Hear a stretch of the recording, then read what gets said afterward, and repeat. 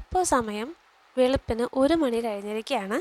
അപ്പോൾ ഇന്നത്തെ ദിവസം എന്ന് പറയുന്നത് ഒക്ടോബർ മാസം 25-ാം തീയതി ശനിയാഴ്ചയാണ്. ഇന്നാണ് കൃപാസനത്തിൽ അഖണ്ഡ ജപമാല റാലി നടക്കുന്നത്. അപ്പോൾ കഴിഞ്ഞ വർഷം ഞാനത് പോയി എക്സ്പീരിയൻസ് ചെയ്തതാണ്. എക്സ്പീരിയൻസിനേക്കാൾ അപ്പുറം അത് ഭയങ്കര ഒരു ദൈവാനുഗ്രഹമായിട്ടാണ് ഞാൻ കാണുന്നത്. അപ്പോൾ വെളുപ്പിന് ഒരു 4 മണിക്ക് ശേഷം നമ്മൾ ചേർത്തലയ്ക്ക് മുന്നായിട്ട് എത്തിയിട്ടുണ്ട് കേട്ടോ. നമ്മളപ്പോഴും ചേർത്തലയൊന്നും എത്തിയിട്ടില്ല. പിന്നെ നമ്മൾ അവിടെ ഒരു പമ്പിലൊക്കെ കയറിയിട്ട് ഒന്ന് ഫ്രഷായിട്ടാണ് നമ്മൾ വീണ്ടും പോയിക്കൊണ്ടിരിക്കുകയാണ്. അപ്പോൾ ഇതാ നമ്മൾ ഇറങ്ങി നടക്കുകയാണ് കേട്ടോ, പള്ളിയിലേക്ക് നടക്കുവാണ്.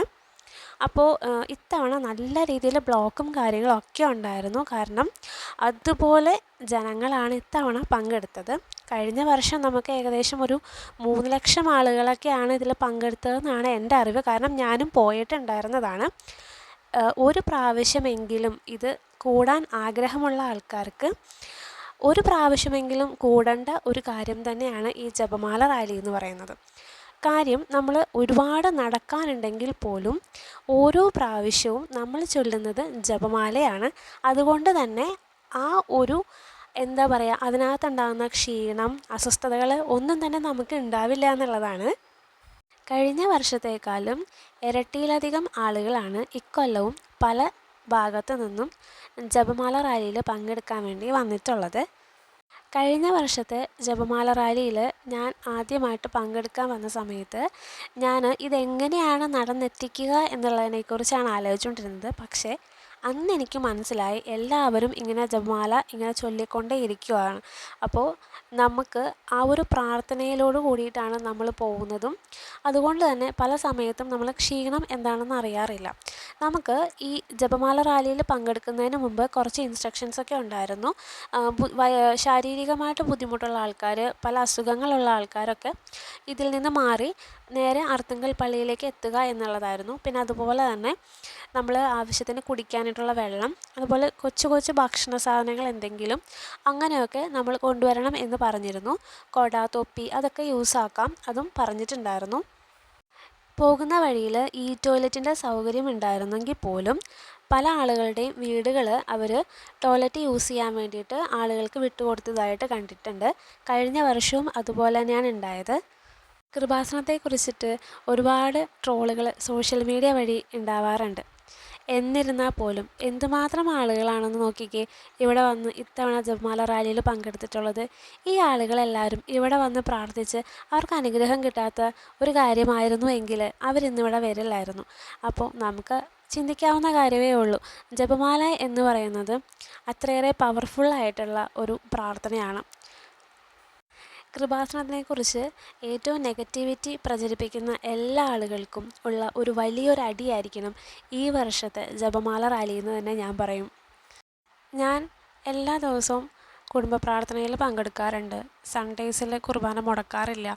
പറ്റുന്ന ദിവസങ്ങളിലൊക്കെ പള്ളിയിൽ പോകാറുണ്ട്, കുർബാന സ്വീകരിക്കാറുണ്ട്, കുമ്പസാരിക്കാറുണ്ട്, എല്ലാം ചെയ്യാറുണ്ട്. പക്ഷേ എവിടെയോ എന്തൊക്കെയോ കുറച്ച് അച്ചടക്കക്കുറവുകൾ എനിക്ക് തന്നെ വിസിബിളായിരുന്നു. അതുകൊണ്ട് വളരെ ടെൻഷനും അസ്വസ്ഥതയും ഉള്ള ഒരു സമയത്ത് 2022 ഞാൻ ഉടമ്പടി എടുക്കാൻ വേണ്ടി കൃപാസനത്തിൽ എത്തുന്നത്. അതിനുശേഷം എൻ്റെ ജീവിതത്തിൽ ഒരുപാട് വിസിബിളായിട്ടുള്ള മാറ്റങ്ങളാണ് ഉണ്ടായിട്ടുള്ളത്. അപ്പോൾ അതാ നമ്മൾ നടന്ന് നമ്മുടെ ഡെസ്റ്റിനേഷനായിട്ടുള്ള അർത്തുങ്കൽ പള്ളിയിൽ എത്തിയിട്ടുണ്ട്. കഴിഞ്ഞ വർഷം ഈ ഒരു സമയത്ത് ആ ഒരു പള്ളി കാണുന്ന ഒരു വ്യൂ ഉണ്ട്. അയ്യോ എന്ത് രസമാണെന്നറിയാമോ ഒരു വ്യൂ കാണാനായിട്ട്. എനിക്ക് ഏറ്റവും ഇഷ്ടപ്പെട്ടിട്ടുള്ളൊരു വ്യൂവും കൂടിയാണത്. നമ്മൾ ഏത് മതവിശ്വാസിയായാലും നമ്മളുടെ മതവിശ്വാസത്തെ നമ്മൾ റെസ്പെക്റ്റ് ചെയ്യുന്നത് പോലെ മറ്റുള്ളവരുടെ കൾച്ചറും അവരുടെ ആ ഒരു റിലീജിയനിൽ എന്തൊക്കെയുണ്ടോ അതിനെ നമ്മൾ റെസ്പെക്റ്റ് ചെയ്യാൻ പഠിക്കുമ്പോഴാണ് നമ്മൾ യഥാർത്ഥ മനുഷ്യന്മാരാവുന്നതെന്നാണ് എൻ്റെ ഒരു കാഴ്ചപ്പാട്. അതായത് വന്നിച്ചില്ലെങ്കിലും നിന്ദിക്കരുതെന്ന് പറയും. ഞാൻ ആ പക്ഷക്കാരത്തിയാട്ടോ. കാരണം എന്താണെന്ന് വെച്ചാൽ എൻ്റെ വീട്ടിൽ നിന്ന് എനിക്ക് അങ്ങനെയാണ് പഠിപ്പിച്ച് തന്നിട്ടുള്ളത്. പള്ളിയിലെത്തിക്കഴിഞ്ഞപ്പോൾ നമുക്ക് ബണ്ണും കാപ്പിയാണ് കിട്ടിയത്. കഴിഞ്ഞ വർഷവും നമുക്ക് അത് തന്നെയായിരുന്നു. ഞാനും അത് തന്നെയാണ് കഴിച്ചത്. പിന്നെ നമ്മൾ കുർബാനയിലൊക്കെ പങ്കെടുത്തു. പിന്നെ അമ്മ മാതാവിന് ഞാൻ ഒരുപാട് നന്ദി പറയുകയാണ്. കാരണം കഴിഞ്ഞ വർഷം മുതൽ ഞാൻ ദിവസങ്ങൾ എണ്ണി കാത്തിരിക്കുന്ന ഒരു ദിവസമാണ് ഇത്തവണയും എനിക്ക് ഈ ഒരു ഭാഗ്യം ഇതിനകത്ത് പങ്കെടുക്കാൻ സാധിച്ചത് ഏറ്റവും വലിയൊരു കാര്യമായിട്ടും ഏറ്റവും വലിയൊരു അനുഗ്രഹമായിട്ടാണ് ഞാൻ കരുതുന്നത്. അപ്പോൾ ഈ വർഷം പങ്കെടുക്കാൻ പറ്റാതിരുന്നവർക്ക്, അതായത് ആഗ്രഹിച്ചിട്ടും പങ്കെടുക്കാതിരുന്നവർക്ക് അടുത്ത വർഷം അതിനുള്ള ഒരു അനുഗ്രഹം മാതാവ് തരട്ടെ എന്ന് തന്നെയാണ് ഞാൻ പ്രാർത്ഥിക്കുന്നത്. അപ്പോൾ ഇതുപോലുള്ളൊരു ദിവസം ഇനി ഒരുപാട് നാൾ വെയിറ്റ് ചെയ്തിട്ടാണ് നമുക്കിനി അടുത്ത ഒക്ടോബറിലാണ് കിട്ടണതെന്ന് എനിക്കറിയാം. ഇത്രയും ക്രൗഡഡ് ആയിരുന്നു. ഞാനിപ്പോഴും ഈ ഒരു ഇതിൽ നിന്ന് മാറിയിട്ടില്ല. അത്രയും രസകരമായിട്ടുള്ളൊരു കാര്യമായിരുന്നു. പിന്നെന്താ, കുർബാനയും കാര്യങ്ങളും എല്ലാം. അപ്പോൾ ഇന്നത്തെ ഈ ഒരു വീഡിയോ അവസാനിപ്പിക്കുകയാണ്. അടുത്ത വർഷവും എനിക്കിതുപോലെ പങ്കെടുക്കാൻ പറ്റണേ, ഇത്തവണ സാധിക്കാത്തവർക്ക് അടുത്ത വർഷം പങ്കെടുക്കാൻ പറ്റണേ എന്ന് പ്രാർത്ഥനയോടെയാണ് നിർത്തുന്നു.